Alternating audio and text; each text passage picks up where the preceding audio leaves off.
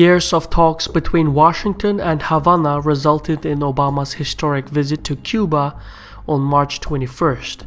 Obama became the first U.S. president to visit Cuba in 88 years. The normalization effort between the two countries began in December 2014 and was preceded by months of secret negotiations facilitated by Pope Francis and largely hosted by Canada.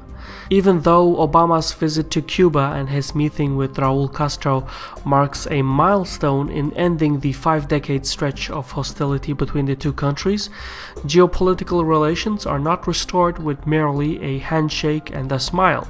However, presidential power only goes so far. For the full normalization of relations, Washington will have to lift its embargo against Cuba, and Havana will have to conduct substantial financial and political reforms.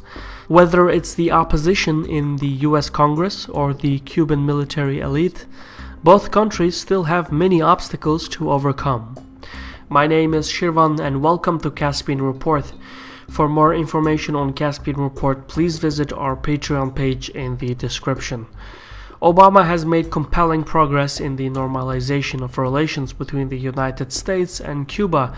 Regular direct flights between the two countries have been secured, and it's easier for U.S. citizens to travel to Cuba. As a gesture of goodwill, the U.S. has raised the limit of remittances to Cuba from $500 to $2,000 per quarter. What's more is that U.S. citizens are now allowed to import $400 worth of Cuban commodities, and the restrictions on U.S. businesses in Cuba have eased. Many Cuban Americans have criticized these developments, but opinion polls show that most of the American public is supportive of Obama's efforts in Cuba. Yet, a president can only do so much. The real decision to normalize relations rests in the hands of the U.S. Congress.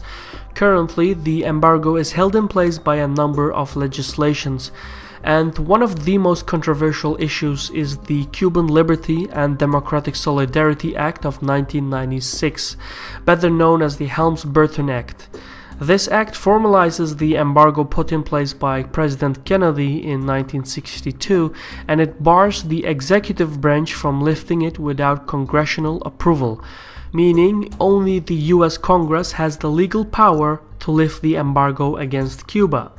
Thus, for the embargo to end, the House of Representatives and the Senate will have to pass legislation to undo provisions of the previous act. However, since both houses of the U.S. Congress are dominated by the Republicans, there will be no consensus to lift the embargo, especially not during an election year. Essentially, this means that the task of normalizing relations with Cuba will fall to the next U.S. president. Although the next American president may want to wait until 2018, by then Cuba's president Raúl Castro will most likely step down. Vice President Díaz-Canel is expected to become the next leader of the country, bringing forth a civilian government in Cuba. Coincidentally, a civilian government in Cuba is one of the main criteria of the Helms-Burton Act.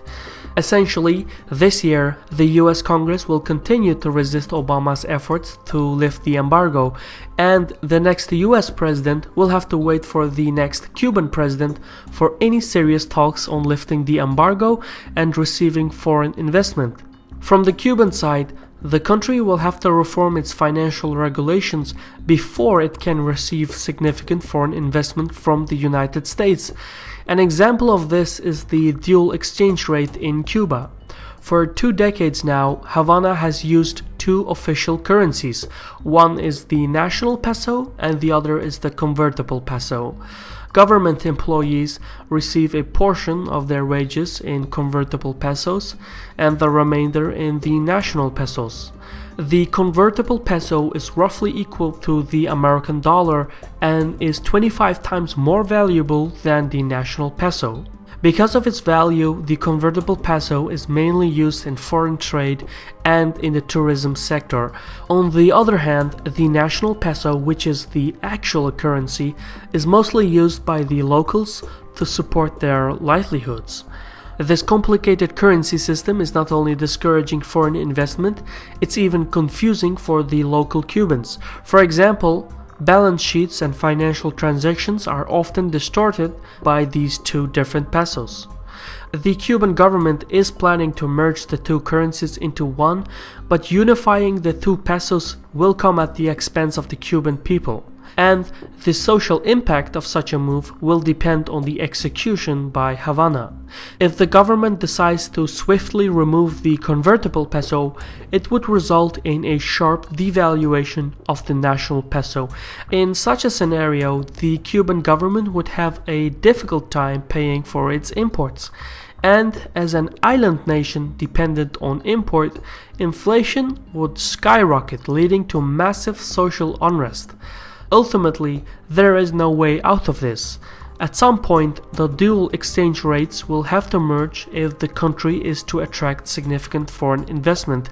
The most likely scenario is that Havana will proceed with the unification of the currencies at a slow and cautious pace. The immediate result of this is that foreign investment in Cuba will be equally slow. Another delicate political and financial matter that must be addressed is the influence of the Cuban military. According to the Cuban investment law of 2014, the civilian government is authorized to approve or disapprove foreign investments in Cuba. In practice, however, the final say rests with the military elite, particularly with Luis Alberto Rodriguez, who is the son-in-law of Raúl Castro. Not much is known about Rodriguez. There are barely any photographs of him. We don't even know the date of his birth. Yet, Rodriguez is the chairman of Gayusha, the largest business enterprise in Cuba and owned entirely by the Cuban Revolutionary Armed Forces. This conglomerate comprises about 57 companies. If and when the US removes the embargo on Cuba, General Rodriguez is the person who will decide which investor gets the best deals. This is obviously not a stable and transparent way of conducting business, and the influence of the military elite over the Cuban economy raises concerns for foreign investors, and it needs to be addressed before the country can expect to receive significant investment. Some analysts will argue that Havana can go on just fine without foreign investment, but this is not necessarily true. For years, Cuba has relied on Venezuela for subsidies and discounted oil imports. Caracas supplies Havana with an estimated 100,000 barrels per day. This forms about 50% of Cuba's energy needs, but it also means that the energy security of Cuba depends on the stability of Venezuela. For 16 years, this arrangement seemed to be working just fine. However, for the past year, Venezuela has been experiencing a dramatic economic crisis. Caracas is facing the possibility of defaulting on its debt.